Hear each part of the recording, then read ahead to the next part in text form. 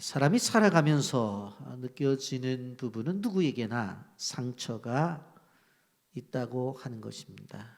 그 상처가 많고 적음의 문제이고 크고 작음의 문제이지 누구에게나 상처는 있다라고 하는 것입니다. 어느 대중가수가 이렇게 노래를 했습니다. 우리 인간은 아직도 아물지 않은 지난날의 옛 상처를 가지고 그 상처난 날개를 접으면서 오늘을 날아가고 있다. 상처가 도대체 뭐냐? 부정적인 생각이 내 안에 머물러 있을 때 이것이 상처예요. 그러니까 부정적인 것들이 사라지지 않고 내 안에 그대로 머물러 있어요. 내가 믿었던 사람들, 사랑했던 사람들로부터 무시를 당하거나 인격적인 수모를 당했을 때에, 그리고 더 나아가 배신을 당했을 때에 상처를 받습니다.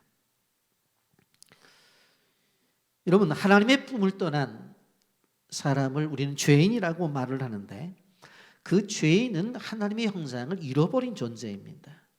하나님의 형상을 잃어버린 존재는 끊임없이 다른 사람에게 상처를 주기도 하고 또 다른 사람으로부터 상처를 받기도 하면서 인생을 살아가요. 그런데 이 세월이 지나가도 이 상처가 웬만해서 지워지지 않는다고 하는 거예요. 그래서 이것이 잠재되어져 있다가 어떤 상황이 되어지면 결정적으로 튀어나와요. 그래서 우리 삶에 영향을 끼쳐요. 그래서 어떤 사람들은 화로 나타나고 어떤 사람은 폭력으로 나타나고, 그래서 이 내 안에 있는 상처가 파괴적인 그러한 위력으로 나타날 때가 있다고 하는 것입니다. 그래서 남편과 아내와의 관계 속에서, 그리고 부모와 자식과의 관계 속에서, 그리고 이웃과의 관계 속에서 좋지 않은 영향들이 나타날 때가 있습니다. 이렇게 내가 받은 상처는 내가 의식하지 못하는 사회 속에서 성격과 기질과 습관을 뛰어넘어서 인격을 형성하는 데에 결정적인 영향을 미치게 되는 것을 보게 되었습니다. 그래서 인생을 살아가면서 자신을 이해하지 못할 때가 있어요. 내가 왜 이런 생각을 하지? 어떻게 나에게서 이런 행동이 나오는 거야? 어떤 설명할 수 없는 돌발적인 일들이 나를 통해서 나타난단 말이에요. 그런데 보통 사람들이 그것을 실질적으로 성격이다, 기질이다 그렇게 이야기를 합니다마는 그 내면으로 들어가 보면 그러한 성격과 그런 기질을 형성하는 데 있어서 바로 이 상처가 자리 잡고 있다고 하는 것을 볼 수가 있습니다. 사람들마다 다 그런 건 아니에요. 그런데 사람들이 보게 되어지면 자기가 받은 상처만큼 다른 사람에게 그 상처를 되돌리려고 하는 기본적인 습성이 있어요. 그래가지고 분명코 화를 내고 분명코 다른 사람들에게 이렇게 좋지 못한 행동을 보이는 것을 보면 일반적으로 그런 얘기를 하잖아요. 누구한테 얻어맞고 누구한테 때리려고 다녔느냐고 그렇게 얘기를 하고 있는 것을 볼 수가 있습니다. 이만큼 상처가 무서워요. 그런데 이 상처는 단순하게 그 사람의 성격 형성과 기질의 어떤 변화만을 주는 것이 아니라 육체에도 많은 질병을 갖다 주는 것을 볼 수가 있어요. 여러분, 지금 소위 말하는 우울증과 조울증이라고 하는 것은 다 상처로 오는 거예요. 그리고 더 나아가서 공황장애라고 하는 것은 이 상처로부터 오는 거예요. 그리고 더 나아가서 실질적인 육체적인 질병인 당뇨라든가 그 다음에 이제 고혈압이라든가 암까지도 상처로부터 오는 경우들이 많이 있다라고 하는 것을 우리는 볼 수가 있습니다. 우리는 본문 이제 세 명의 인물을 생각해 봐요. 사울왕, 이스라엘의 초대 왕이었던 사울왕, 그리고 다윗, 이 골리앗을 이겼던 다윗, 그리고 사울의 아들이고 다윗의 친구였던 요나단을 우리는 오늘 말씀을 통해서 보게 되었습니다. 그런데 이들 세 명이 다 상처를 받았다는 말씀입니다. 그렇다고 한다면 이 세 명의 상처를 받은 것들을 우리가 좀 더 말씀을 통해서 보면서 나는 어떤가 하는 생각을 가지면서 실질적으로 그 상처가 그 인생의 주인으로 자리 잡았을 때 그 인생이 어떻게 망가질 수 있는가 하는 것들을 우리가 보면서 우리 인생에 있어서는 절대로 상처가 내 인생의, 내 삶의 주인으로 앉아서는 안 되겠다 하는 생각들을 좀 다짐할 수 있는 시간이 되기를 바랍니다. 오늘 영상 보고 말씀 계속하겠습니다. 우리는 인생을 살다 보면 반드시 우리보다 더 뛰어난 사람, 더 많은 것을 소유한 사람, 그리고 우리보다 모든 면에서 훌륭한 사람들을 만나게 됩니다. 가끔 부러움의 마음이 우리의 마음속에 스치고 지나갈 수 있지만, 그러나 그 마음이 질투와 시기심이 되어 우리 마음에 자리 잡기 시작한다면 우리의 삶의 행복이 깨어지기 시작합니다. 영국 교회의 가장 부흥의 때였던 18세기에 세 분의 목사님이 함께 동시대를 살아가며 목회했습니다. 가장 위대한 설교자로 알려진 찰스 스펄전 목사님과 그리고 캠벨 몰간 목사님, 그리고 프레드릭 마이어 목사님입니다. 근데 이 세 분 가운데 특별히 캠벨 몰간 목사님과 프레드릭 마이어 목사님은 굉장히 친한 친구였습니다. 젊은 시절 하나님의 부름을 받아 캠벨 몰간 목사님은 미국 선교사로 파송되게 됩니다. 떨어져 있는 시간 동안 프레드릭 마이어 목사님은 친구 캠벨 몰간을 위해서 간절히 늘 함께 기도하며 응원했습니다. 그런데 시간이 흐르고 이 캠벨 몰간 목사님께서 프레드릭 목사님이 계시는 가까운 지역에 웨스터민스터 채플의 담임 목사님으로 부임하게 됩니다.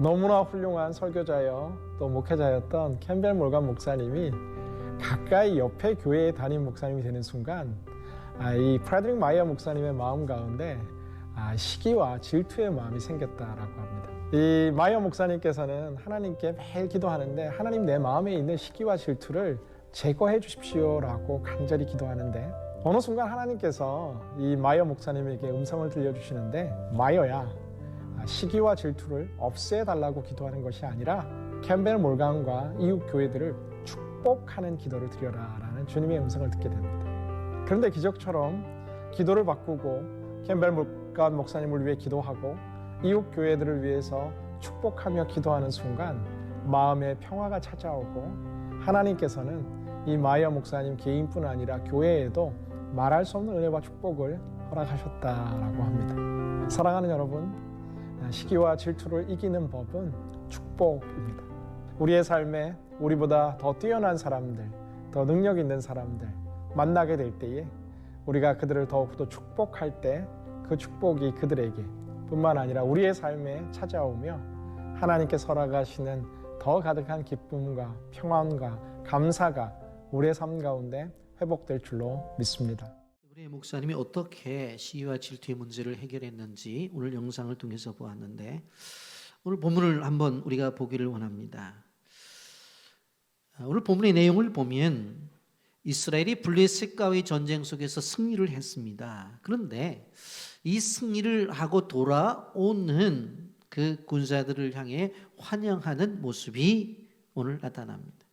6절 말씀 보면, 무리가 돌아올 때 곧 다윗이 블레셋 사람들을 죽이고 돌아올 때 여인들이 이스라엘 모든 성읍에서 나와서 노래하며 춤추며 서고와 경세를 가지고 왕 사울을 환영하는데, 그렇게 말씀하고 있습니다. 여러분, 통상적으로 전쟁에서 승리를 하고 돌아오니까 백성들이 나가서 환영하는 것은 당연해요. 그런데 오늘 여기에 보면 여인들이 좀 더 적극적으로 환영을 했다고 말씀해요. 왜 그랬을까? 자기 남편도 군사로 나갔고, 또 오빠도 나갔고, 동생도 나갔고, 이웃도 나갔으니까 그 나간 위험한 전쟁 속에서 돌아오니까 얼마나 마음이 기뻤겠어요. 그래서 나가서 환영한 거예요.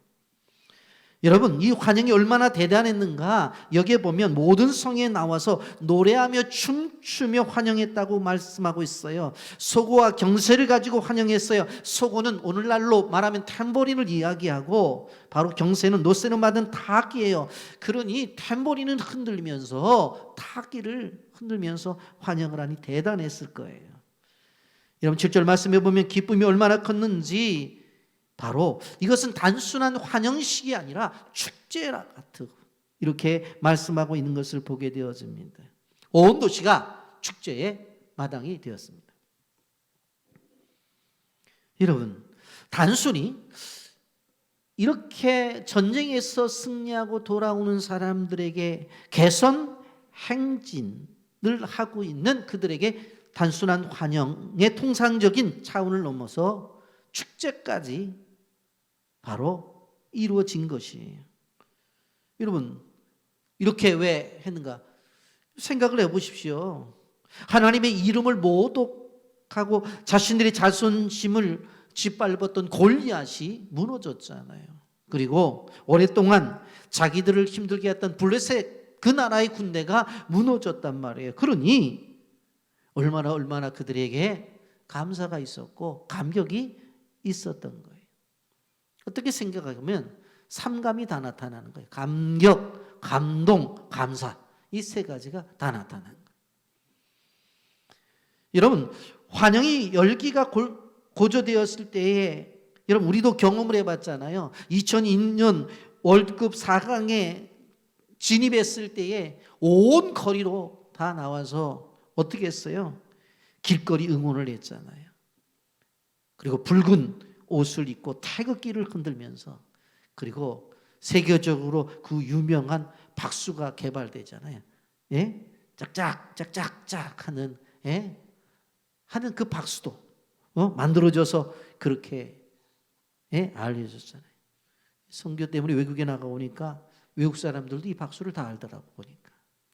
여러분 이렇게 우리도 감정이 업이 되어지면 대한민국을 외치든지 아니면 아리랑 노래를 부르든지 애국가를 부르든지 그렇게 하는데 이들도 감정이 고조가 되었다는 이야기입니다. 그런데 이러한 상태 속에서 바로 사울이 상처를 받아요. 이유는 뭐냐면 바로 여인들이 부른 노래 때문에 그렇습니다. 여인들이 뭐라고 노래를 불렀어요? 7절 말씀 보면 여인들이 뛰놀며 노래하여 이르되 사울이 죽인 자는 천천히요 다윗은 만만이로다 한지라 그랬어요. 그런데 이 자리가 어떤 자리예요? 6절에 보면 왕 사울을 환영하는데 그렇게 본문에 나오잖아요. 왕 사울을 환영하는 자리인데 내용적으로 들어가 보면 사울이 죽인 자는 천천히고 다윗이 죽인 자는 만만이래요. 기분이 좋을 리가 없죠. 그런데 단순히 기분이 안 좋은 것을 뛰어넘어서 노했다고 말을 해요. 8절 보세요. 사울이 그 말에 불쾌하여 심히 노하여 이르되 다윗에게는 만만을 돌리고 내게는 천천을 돌리니 그가 더 얻을 것이 나라 말고는 무엇이냐 하고. 아니 나를 환영한다고 다 와서 실질적으로 왕 사울을 환영한다고 그렇게 말을 해놓고 정작 군사들이 들어오니까 부르는 노래 가사는 뭐라고 불러요? 다윗은 만만이래요. 사울은 천천히고. 그래서 화가 났다고 하는 것입니다. 여기에서 사울이 그 말에 불쾌하여라고 하는 이 말은 감정이 상했다는 말이에요. 여러분 감정이 상했다는 말은 상처를 받았다는 말이에요. 여러분 우리가 생각을 해보면 다윗이 골리앗을 물리쳤잖아요.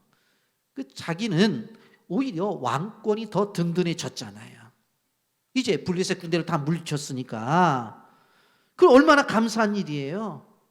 그래서 다윗을 더 귀하게 생각하고 그가 인정을 받을 때에 그래 맞아 내가 인정을 받아야지 실제잖아. 아무도 이기지 못하는 골리앗을 내가 이겼으니까 그렇게 생각하고 맞다고 박수 쳐주고 상도 줘야 되잖아요. 그런데 사울이 죽인 자는 천천히요 다윗은 만만이라고 하는 이 한마디에 감정이 상한 거예요. 왜 감정이 상했어요? 자기 마음속에 있는 시기와 질투 때문에 그런 거예요. 여러분 9절에 보면 그날 이후로 사울이 다윗을 주목했다는 말씀이 나와요. 그날 후로 사울이 다윗을 주목하였더라. 여러분 지금까지 보게 되어지면 사울은 실질적으로 왕으로서 인격적이고 예의 바른 사람이었어요. 그래서 왕을 요구하는 이스라엘 백성들 앞에서 그중 제일 선택할 만한 존재가 사울이었기 때문에 선택을 받은 사람이에요. 그런데 이 일로 인해서 상처를 받게 되니까 사람이 달라져 버린 거예요. 여러분 사울의 역사를 이렇게 두고 보게 되어질 때 실질적으로 이 상처를 받은 이 이전과 이 상처를 받은 이 이후는 완전히 다른 사람이 되어지는 것을 볼 수가 있습니다. 사무엘 선지자를 통해서 실질적으로 왕으로 인정을 받았어요. 그럼에도 불구하고 이제 그 어린 목동 하나 때문에 어떻게 되어져요? 다윗을 바라보는 눈빛이 달라져요. 시기, 질투. 예? 여러분 아셔야 될 것이 뭐냐면 왜 이 시기심이 무서운가 하면 이 시기심이 발동되어지면 바로 이성이 마비가 되어져요. 그래서 행동이 달라지는 거예요. 전혀 다른 사람이 되어져 버리는 거예요. 여러분 그래서 우리가 조심해야 된다는 걸 알아야 돼요. 여러분 가인이 동생 아벨을 왜 쳐 죽여요? 시기 때문에 그런 거예요. 하나님이 둘이 같이 예배를 드렸는데 동생의 예배는 받고 형의 예배는 안 받았어요. 그러면 아니 왜 내 예배를 안 받으시지? 그럼 하나님이 너 그거 잘못됐잖아. 아 그런가요? 죄송합니다. 그럼 고쳐서 예배 드리면 되잖아요. 안 그러면 동생한테 가서 야 어떻게 예배 드렸냐? 형 이렇게 예배 드리는 거. 아 그렇구나.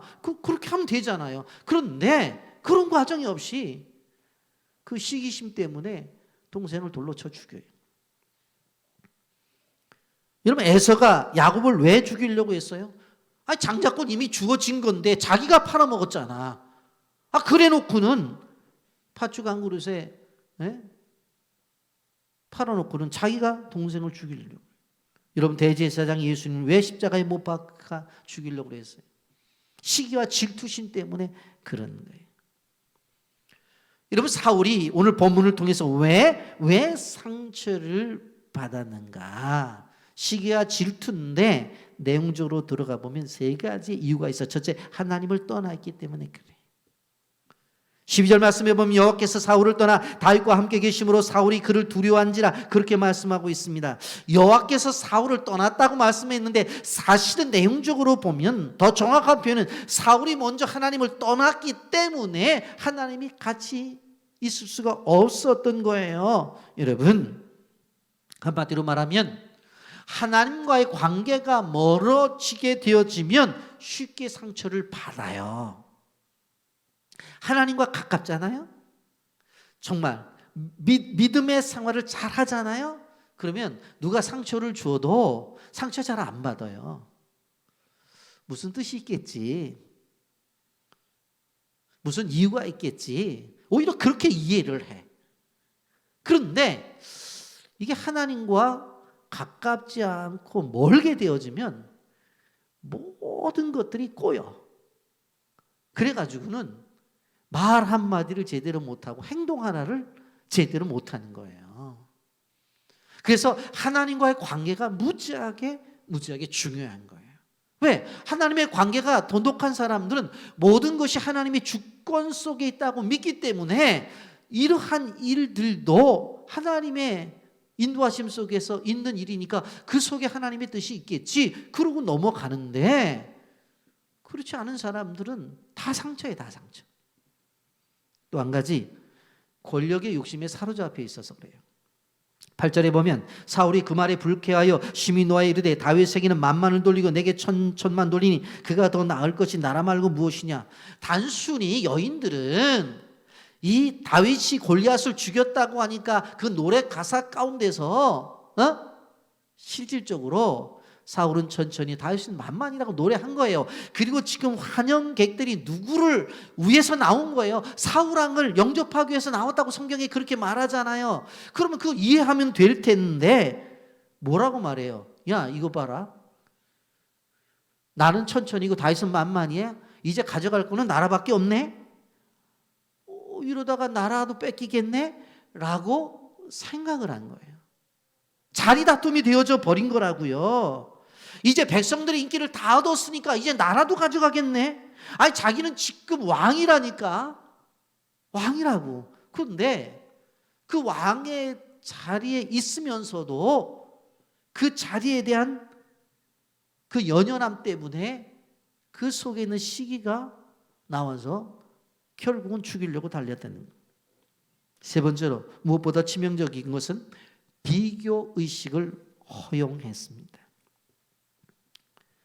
사울이 상처를 받은 요인 가운데 중요한 것은 뭐냐면 비교 의식이에요. 왜냐하면 나는 천천히고 다윗은 만만이래. 비교해 보니까 이게 뭐 엄청나거든요, 사실은. 그러니까 내가 왕인데, 내가 어른인데, 아니 어떻게 목동으로 형제들 심부름 왔던, 아버지 심부름 왔던 저는 만만이고 나는 천천히야 하면서 비교를 하게 되는 거예요. 그럼 사실 생각해 보면 자신 왕으로서 사실 그 목동을 비교한다는 그 자체도 말이 안 되는데 그 여인들이 그렇게 하는 것들이 기분 나빴던 거예요, 여러분. 그러니까 그 마음속에 그 시기심이 드러난 거예요. 이런 비교의식은 사람을 불행하게 만들어요. 비교는 나를 교만하게 만들든지 나를 비참하게 만들든지 둘 중에 하나가 된다는 것을 알아야 돼요. 그거 다 잘못된 거죠. 비교를 해서 내가 그 사람보다 나은 것 같아. 그럼 교만이에요. 근데 그 사람보다 못한 것 같아. 그럼 비참해지는 거예요. 그러니까 비교를 하지 말라는 거예요. 비교를 하게 되면 딱 두 가지예요. 교만하든지 비참하든지. 하나님 둘 원하지 않잖아요, 여러분. 여러분 인생을 살다 보면 성공할 수도 있고 실패할 수도 있어요. 그런 것 갖고 비교하지 마세요. 절대적으로 그리스도인들이 금해야 될 것이 뭐냐면 자식 가지고 비교하지 마세요. 옆집에는 어떤데 너는 왜 그 모양이냐. 어느 집사님네 애는 그런데 너는 도대체 왜 그 모양이냐. 비교하지 마세요. 비교하지 마시라고. 남편 비교하지 마세요. 아내 비교하지 마시라고. 그래서 가서 다른 사람하고 살 거예요? 비교하면 안 돼요. 더 나아가 자녀들은 부모 비교하지 마세요. 다른 부모가 학교를 많이 나왔다고 해서 그럼 지금부터 공부하라고 그럴 거예요? 돈을 많이 벌었다고 해서 그럼 부모가 돈 벌기 싫은 사람이 어디 있어요? 많이 벌어서 자식들에게 잘해주고 싶지. 그거 안 되는 걸 갖고 어떻게 하란 말이에요? 그거 갖고 비교하지 말라. 여러분, 우리는 하나님 앞에서 누구와도 비교할 수 없는 바로 소중한 존재예요. 우리는 하나님의 형상대로 만들어진 존재예요. 그리고 우리가 죄를 지은 죄인이었을지라도 하나님께서 자기 아들을 십자가에 죽게 하심으로 우리의 죄값을 사주셨어요. 그렇게 가치 있는 소중한 존재들이라고. 근데 왜 자꾸 비교하냐고. 이 주님께서 뭐라고 말씀했어요? 내가 너를 보배롭고 존귀하게 여긴다. 그렇게 말씀했어요. 그러면서 내가 너로 인해서 기쁨을 이기지 못한다고 했어요. 이 말은 뭐냐면 내가 너를 볼 때마다 기뻐서 어쩔 수가 없어. 내가 너를 볼 때마다 그냥 너무 즐거워. 이걸 견딜 수가 없어. 그런 존재가 우리인데 왜 자꾸 비교하냐. 성경은 뭐라고 말해요? 너희 부모가 너를 버릴지라도 난 너 절대로 버리지 않아. 너를 내 손바닥에 이름을 새겨갖고 기억하고 있어. 그리고 너와 함께 하는데 내가 너와 세상 끝날까지 함께 할 거야. 마태복음 마지막 장에서 그렇게 말씀하잖아요. 여러분, 이렇게 우리가 존귀한 존재인데 자꾸 비교를 해. 그래서 상처를 받아요. 그러지 말라는 거예요. 절대로 그러지 말아라. 두 번째로 우리 다윗의 상처를 볼 수가 있어요. 여러분, 우리가 생각해 보면 다윗은 상처가 없을 거라고 생각해요. 그런데 그렇지 않아요. 오늘 본문을 보면 다윗은 정말 큰 상처를 받은 것을 볼 수가 있습니다. 여러분, 아버지의 심부름으로 이제 형들에게 왔는데 보니까 이 블레셋의 장수인 골리앗이 아침 저녁으로 나와가지고 소리를 지르는 거예요. 누구 하나 나와서 나랑 싸우자. 그래서 너희가 나를 이기면 우리가 너희 종이 되고 내가 이기면 너희들이 우리의 종이 돼야 된다. 여러분, 기간이 40일이면 아침 저녁으로 그러면 빨리 전쟁을 하든지 그래서 우리를 포로로 만들든지. 그런데 나와서 그냥 소리만 버럭버럭 지르니까 얼마나 힘들겠어요. 그런데 이런 골리앗을 누가 다윗이 한숨에 물맷돌로 그냥 쓰러뜨리잖아요. 그것을 보고 이 사울왕이 너무 좋았어요. 그래서 2절에 이렇게 말해요. 그날에 사울은 다윗을 머무르게 하고 그의 아버지 집으로 다시 돌아가기를 허락하지 아니하고. 이제 끝났으니까 다윗이 아버지 집에 가야 되잖아요. 그래서 집에 가려고 그랬더니 어디 가니 너? 집에 가려고 하는데 무슨 소리 하고 있어? 가지마. 그리고 딱 붙잡고 있는 거예요. 집에도 못 가게 붙잡고 있어. 5절 말씀 보세요. 군대 장관으로 삼아요. 우리식으로 하면 국방부 장관이에요. 다윗은 사울을 보내는 곳마다 가서 지혜롭게 행하며 사울이 그를 군대의 장으로 삼았더니 온 백성이 합당히 여겼고 사울의 신하들도 합당히 여겼더라. 군대의 장으로 삼았으니까 전군의, 소위 말하면 전군의 장으로 삼았으니까 우리나라로 말하면 국방부 장관이 최소한도 사령관은 됐다는 이야기예요. 그런데 이러한 흐름으로 가다가 사실 지금 환영객들이 바로 사울은 천천히요 다윗은 만만이라고 하는 그 이야기를 듣고 그 마음속에 시기심이 들어오는 순간부터 사람이 돌변해요. 누가? 사울이. 그 일로 인해서 다윗은 이제 정말로 큰 상처를 받게 되어지는 것입니다. 여러분, 이러한 상황 속에서 사울에게 악령이 임해요.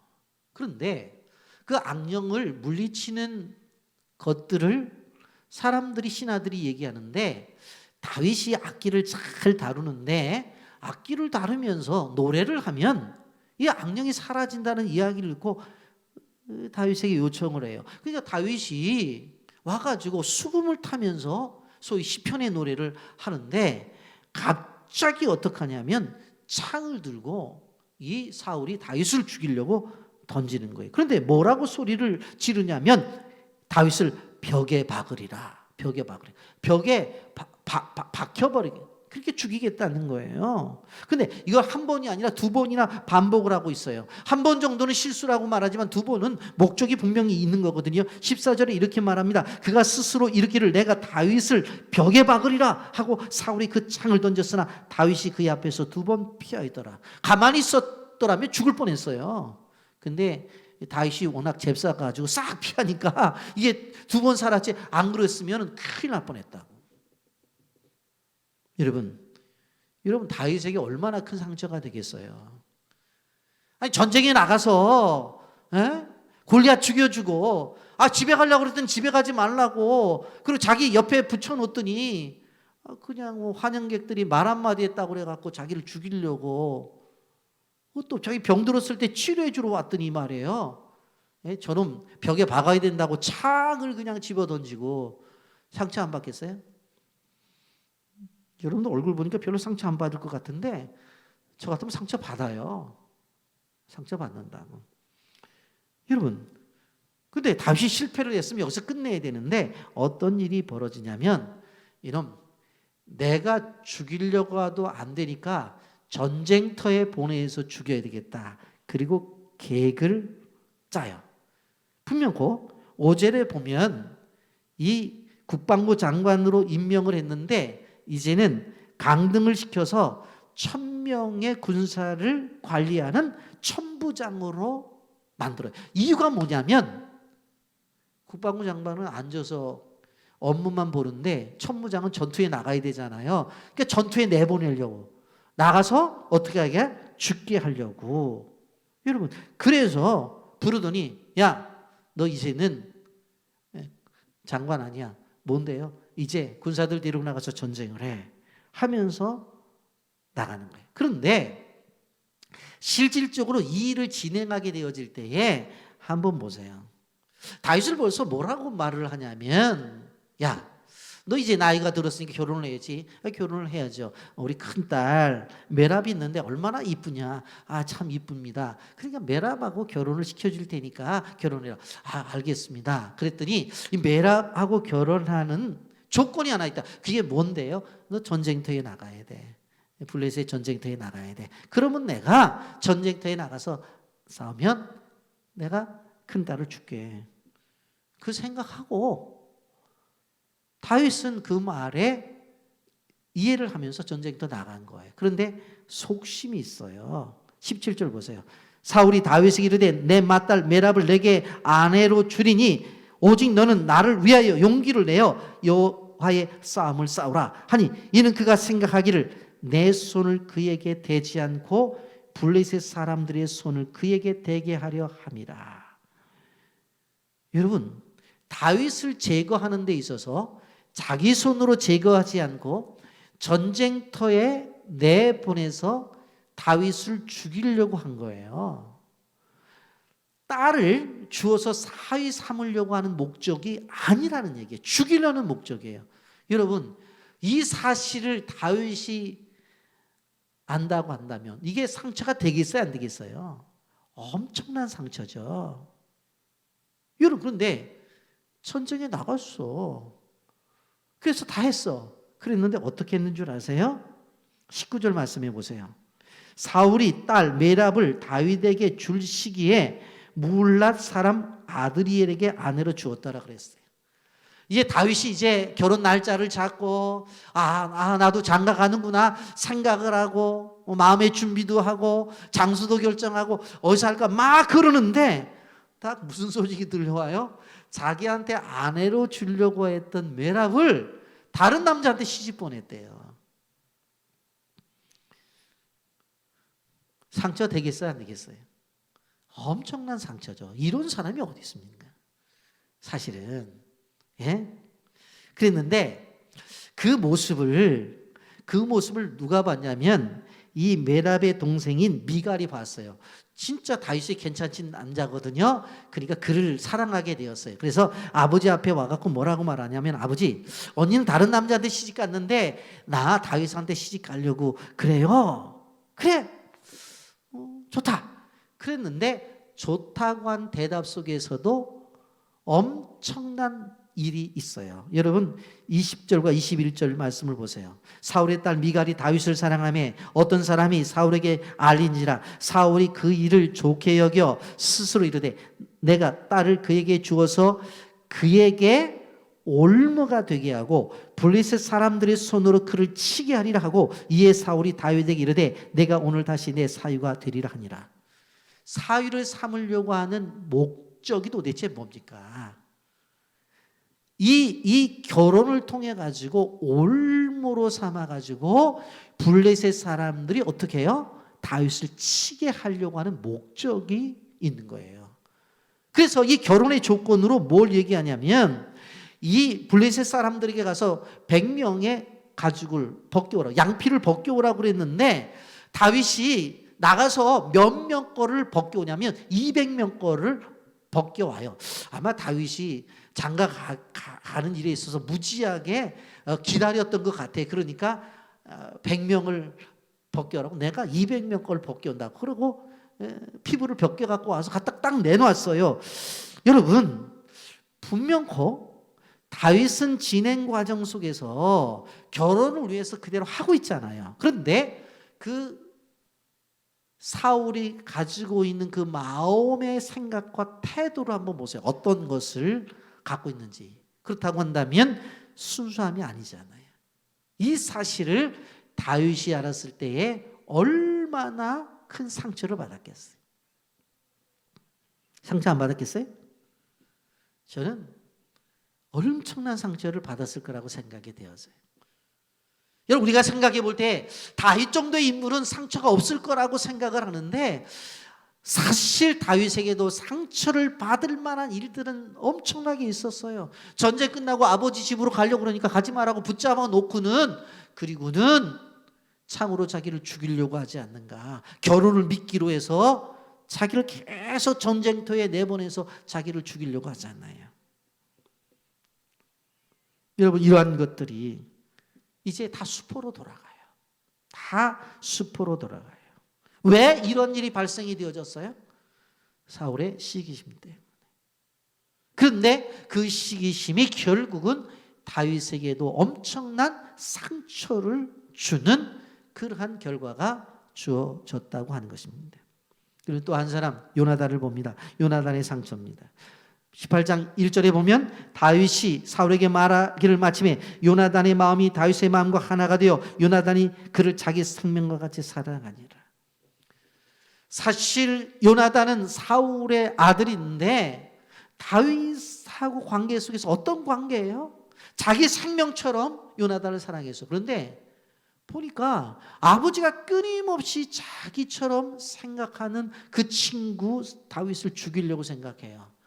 여러분, 자기가 그렇게 친할 정도가 아니라 생명처럼 사랑하는 친구를 자기 아버지가 죽인다고 생각하면 상처가 되겠어요, 안 되겠어요? 상처가 된다니까요. 유다나의 입장에서 보면 아들의 친구를 죽이려고 하니까 얼마나 큰 충격이고 상처겠어요. 여러분, 사무엘상 20장에 보면 사울이 다윗을 죽이려고 했을 때에 어떻게 해요? 요나단이 한 소년을 통해서 다윗이 피할 길을 다 마련해 주는 것을 바라볼 수가 있어요. 아버지의 원수면 자기의 원수인데 그게 아니라 실질적으로 다윗의 피할 길을 마련해 줘요. 말씀을 정리합니다. 여러분, 세상을 살아가면서 상처가 없는 사람은 없다고 하는 것입니다. 그런데 이 상처가 내 인생의 주인의 자리에 앉아서 움직여서는 안 된다고 해요. 어떤 사람은 자기들이 받은 상처를 타고난 운명이라고 말을 해요. 절대적으로 그렇지 않습니다. 여러분, 우리는 우리의 마음을 사단이 어떠한 상처를 가지고 내 삶을 운영하도록 내어줘서는 안 된다고 하는 것을 우리는 기억해야 돼요. 상처가 내 인생의 주인이 되어지면 자유함이 없어요. 끊임없이 그러면 다른 사람들을 시기하고 질투하고 다른 사람들을 힘들게 한다는 것을 볼 수가 있습니다. 우리가 세 사람을 생각해 봤는데 사울도 그 문제를 해결하지 못하고 요나단도 사실은 그 문제를 해결하지 못해. 그런데 다윗만큼은 해결해요. 여러분, 오늘 보면 16절 말씀을 보세요. 온 이스라엘과 유다는 다윗을 사랑하였으니 그가 자기들의 앞에 출입하였기 때문이라. 다윗은 그 모든 문제를 해결을 하고 하나님의 사람으로 굳건히 쓰는 것을 볼 수가 있습니다. 그것이 무엇입니까? 바로 끊임없이 주변의 사람들, 그런 사람들을 향해서 어떻게 해요? 사랑으로 접근해 나간다고 하는 것입니다. 많은 상처를 받았지만 그러나 그 상처가 결국 그를 지배하지 못해요. 왜? 끊임없이 사랑을 받고 끊임없이 사랑을 나누었기 때문에 그렇습니다. 여러분, 우리가 세상을 살아가면서 어떤 자세를 갖고 살아가야 돼요? 사실 우리 예수 믿는 사람들은 우리가 살아가는 세상 속에서 절대적으로 경쟁의식을 갖고 살아가는 자가 아니라 동반의식을 갖고 살아가는 사람들이 되어져야 돼요. 남들과 비교의식을 갖고 살아가는 사람들이 아니라 지체의식을 갖고 살아가는 사람들이 되어져야 된다고 하는 것입니다. 세상의 생존 법칙은 다른 사람을 눌러야 자기가 올라가요. 그래서 적자 생존 법칙이라고 하고 생각하고 살아가요. 그러나 우리 하나님을 믿는 사람들은 적자 생존의 법칙이 아니라 사랑 공존의 법칙이에요. 사랑을 주고 나누면서 함께 살아가는 거예요. 이럴 때에 무엇입니까? 그 안에서 하나님이 주신 그 자존감이 유지가 되면서 하나님께서 내게 주신 그 가치가 서로 인정을 받으면서 살아갈 수 있다고 하는 것입니다. 여러분, 우리가 믿음의 생활을 하면서 절대적으로 경쟁이나 비교의식이나 질투나 시기심을 가지고 살아가서는 안 돼요. 이런 교회 안에 많은 직분자들이 있잖아요. 그러면 그 교회 안에서 사역들이 있어요. 그렇게 사역을 하다 보면 좀 더 결과적으로 좋은 결과가 나타나는 분들도 계시고 그렇지 않은 분들도 계시잖아요.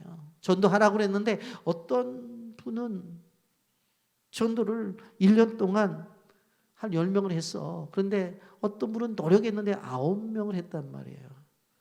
그러면 같이 했으니까 11명을 했다고 생각하게 되는데 저 인간 없어지면 내가 1등이야. 그리고 10명 전도한 사람을 내쫓아버려. 그럼 그 교회는 9명밖에 전도를 못하는 거예요. 여러분, 어떤 사람은 아침에 기도하고 어떤 사람은 저녁에 기도하고 어떤 사람은 밤새워 기도하고 기도해요. 그러면 서로가 함께 기도해서 함께 공동체를 이루어 나가는 거예요. 근데 저 인간은 3시간에 나는 2시간 50분밖에 못 하는데 없으면 내가 최고로 기도 많이 하는 사람 되겠네. 여러분, 함께 기도하면 어떻게 되어져요? 3시간 기도하는 분과 2시간 50분 기도하는 분이 기도하면 5시간 50분이 기도하는 교회가 되어지는, 내쫓아버리면 2시간 50분밖에 기도 못하는 거잖아요. 여러분 아셔야 돼요. 교회 신앙생활은 경쟁의식 갖고 살아가는 것이 아니라 동반자 의식과 그리고 비교의식이 아니라 지체의식을 갖고 살아가야 되는 거예요. 여러분, 손과 발은 지체의식을 갖고 살아가서 손이 할 일, 발이 할 일이 따로 있는 것이지 손과 발이 비교해봤자 비교가 됩니까? 비교가 안 된다니까. 그런데 우리는 안 되는 것을 가지고 자꾸 한다. 아니, 사울이 왕이고 다윗은 목동이에요. 무슨 비교가 돼요? 그런데 비교해서 문제가 커지는 거잖아요. 여러분, 이러한 모든 문제를 해결하기 위해서 우리는 십자가 앞으로 나가야 되는 거예요. 십자가 앞으로 나가게 되어지면 그 십자가 앞에서 우리는 다 용서를 받고 또 용서를 해줄 수 있는 그러한 마음을 가질 수가 있다고 하는 것입니다. 여러분, 사람과의 관계 속에서 다른 사람에게 상처를 주었다고 하면 용서를 구해야 돼요. 그리고 내가 상처를 받았다면 굳이 그 사람을 향해서 나에게 용서를 하게끔 그렇게 하지 말고 십자가 앞에 나가세요. 그 주님 그러고 뭐라고 말씀했어요? 원수 갚는 것은 내게 있는 것이 내게 있는 게 아니야. 그러니까 쫓아다니면서 원수 갚으려고 그러지 마. 내가 알아서 다 할게. 그렇게 말씀하셨잖아요. 여러분, 받은 상처 있습니다. 왜? 세상을 살아가기 때문에. 그것 갖고 주님 앞에 나가십시오. 사랑을 베풀고 사랑을 받으세요. 그러면 그 속에서 이 모든 문제가 해결되어질 것입니다. 상처를 갖고 주님 앞에 나갈 때 주님이 우리를 만들어 주실 것입니다. 우리의 기도를 외면치 않으실 것입니다. 상처 많은 세상에 살아가면서 우리가 어떻게 이 세상을 지혜롭게 살아가는지 이 본문 속에서 나타난 3명을 바라보면서 우리의 삶 속에서도 늘 사랑을 베풀고 나누는, 사랑을 받는 귀한 축복된 삶을 사시기를 예수님의 이름으로 축복합니다. 아멘.